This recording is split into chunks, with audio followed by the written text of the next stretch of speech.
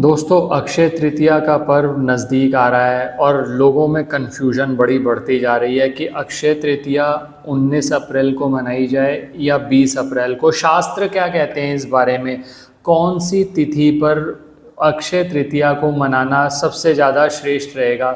आज के वीडियो में बात भी करेंगे। और लोगों में बड़ा भ्रम है कि सर अक्षय तृतीया पर तो सिर्फ सोना चांदी खरीदा जाता है। दोस्तों, सोना चांदी हर व्यक्ति के लिए खरीदना संभव नहीं है।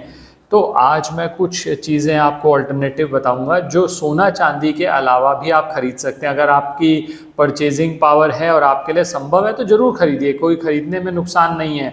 लेकिन सोना चांदी से ज़्यादा बढ़ के जो कार्य अक्षय तृतीया पे किया जाता है उसे कहते हैं पुण्य कार्य। अक्षय तृतीया का अर्थ होता है कि वो तिथि जिसका क्षय ना हो, यानी हम ऐसा कोई कर्म करें जिसका कभी नाश ना हो, वो हमारे साथ ही चला जाए।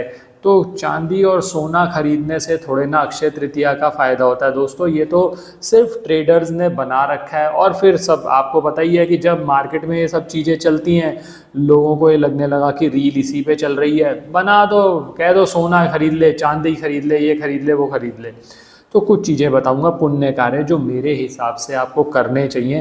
पहले अक्षय तृतीया क्या है वो बताऊंगा, फिर ये भी बताऊंगा कि किस डेट को मनाना चाहिए और शॉपिंग का मुहूर्त क्या रहेगा। ये सब बातें हम डिटेल में करेंगे। अंत तक हमारे साथ बने रहे। मैं विकास मल्होत्रा स्वागत करता हूँ आपका लाल किताब एस्ट्रो सेंटर चैनल पर।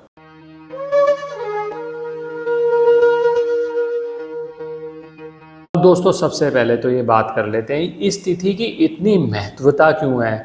शास्त्रों में अक्षय तृतीया को अभूज मुहूर्त भी कहा जाता है। ऐसी तिथि जिस पर मुहूर्त वूरत देखने की ज़रूरत नहीं है। अब आप इससे ही समझ जाएंगे कि शॉपिंग का क्या मुहूर्त देख रहे हो, अक्षय तृतीया है जिस दिन आप कर सकते हो।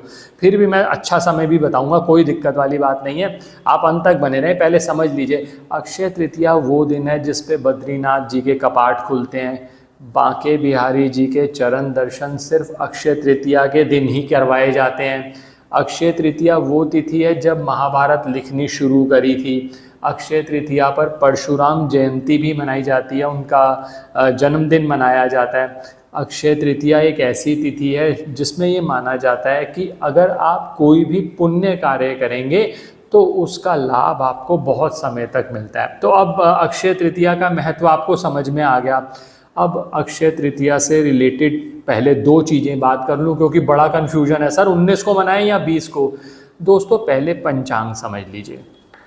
19 अप्रैल को तिथि शुरू होगी 10:49 पर, तृतीया तिथि, और ये चलेगी 20 अप्रैल को 7:27 सुबह तक। अब दोस्तों, सबसे पहले तो ये समझ लो, क्योंकि लोग ये देखते हैं उदया तिथि क्या है। उदया तिथि बहुत जगह पर देखी जाती है, हमने पहले भी अपने कुछ वीडियोस में बात करी है। लेकिन पद्म पुराण में उल्लेख आता है कि अक्षय तृतीया का पर्व मध्याह्न में मनाया जाता है। अब दोस्तों, अगर आप अक्षय तृतीया 20 अप्रैल को मनाना चाहते हैं, 20 अप्रैल को तो 7:27 पर तिथि खत्म हो गई, फिर तो चतुर्थी लग गई।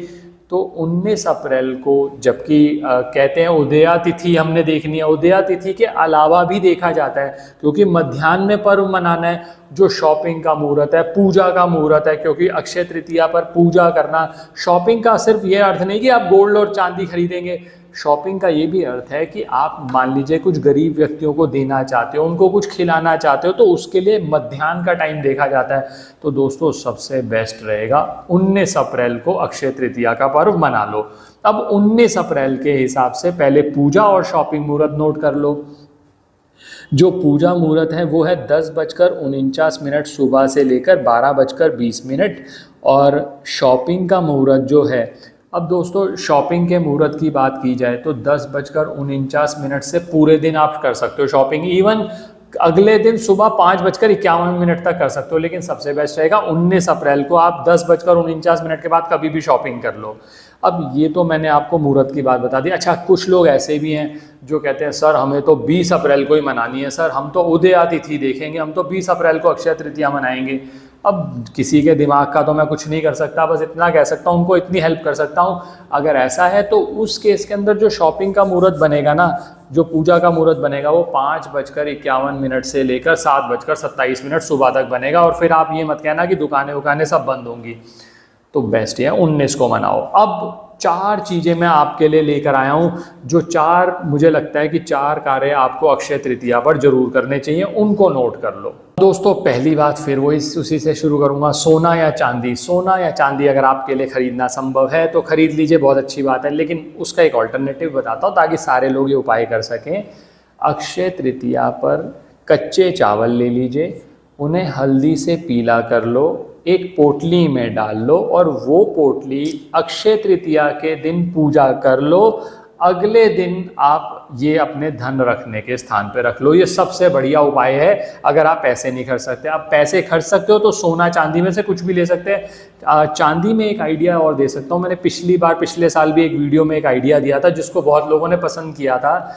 माँ लक्ष्मी की चरण पादुका अगर आपके लिए संभव है तो चांदी की खरीद लीजिए। चांदी महंगी तो वो भी है, लेकिन फिर भी कंपैरेटिवली उतनी महंगी नहीं है जितना सोना महंगा हुआ है। तो आप माँ लक्ष्मी की चरण पादुका उस दिन खरीद ले आएँ, उसको अपना पूजा में रख लें, पूजा के बाद अगले दिन अपने धन रखने के स्थान पर रख लो, या फिर दूसरा ऑल्टरनेटिव भी है, अपने घर के मंदिर में रख लो। ये पहला उपाय हो गया। दूसरा उपाय दोस्तों, अक्षय तृतीया पर मैंने बोला पुण्य कार्य करना। अक्षय तभी तो अक्षय पुण्य मिलेगा। अब अक्षय पुण्य के लिए सबसे अच्छा ये है, चावल की खीर बना लो, उसमें थोड़ा सा केसर डालो और तुलसी का एक पत्र जरूर डालो, और वो खीर खुद भी खाओ और बांट लो। ये दूसरा कार्य, जितने गरीब व्यक्तियों में बांट सकते हो। ये 2 चीज़ें हो गई। तीसरी चीज़, आज की डेट में बहुत ज़रूरत है बुद्ध अच्छा हो, कम्युनिकेशन स्किल्स सर हमें अच्छी चाहिए। कम्युनिकेशन स्किल्स अच्छी करने के लिए एक छोटा सा कार्य करिए।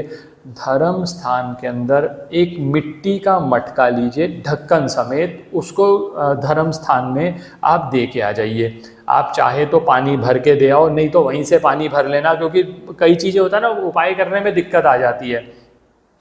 और इसके साथ ही धर्म स्थान में जो चौथी चीज़ बता रहा हूँ, धर्म स्थान में किसी भी ब्राह्मण को आप कोई कपड़ा, चाहे वो सफ़ेद कपड़ा हो, पीला कपड़ा हो, उसके साथ थोड़े से सत्तू, वो आप किसी ब्राह्मण को साथ में जो दक्षिणा आप देना चाहते हो वो दे दो।